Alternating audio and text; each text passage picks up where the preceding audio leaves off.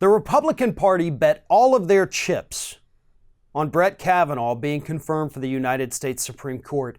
That was a major gamble, and as of right now, it's looking like it's going to be a major loss for the Republican Party. Specifically, their decision to not call for an FBI investigation into the accusations against Kavanaugh. They actively blocked repeated calls for an FBI investigation.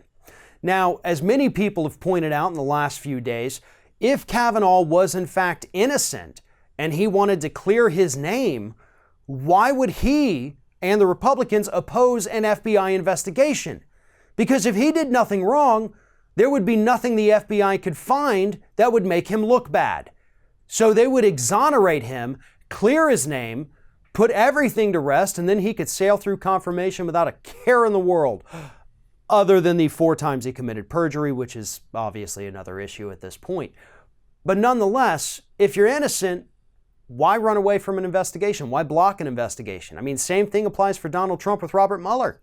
Why are you trying to shut it down if you know you did nothing wrong?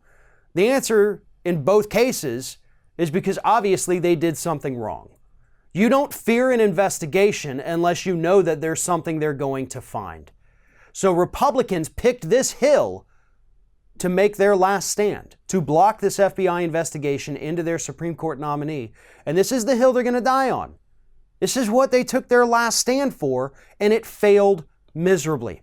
Not only do a majority of Americans not approve of Brett Kavanaugh being confirmed for the U.S. Supreme Court, and not only have multiple former allies of Kavanaugh who originally said there's no way he could have done that, they're now saying, I retract my original statement and I change it to, yes, he could have absolutely done that. So Kavanaugh's losing allies, Republicans are losing the support of the public, as is Kavanaugh, and it's going to cost them dearly in the midterms. There is no way around it now.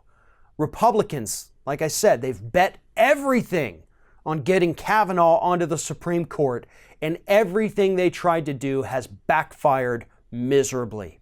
And they're out there right now whining about civility and Democrats not giving their candidate a fair hearing. And when did this happen? Merrick Garland? How about then? That's when it happened. When you idiots refused to even give him a hearing.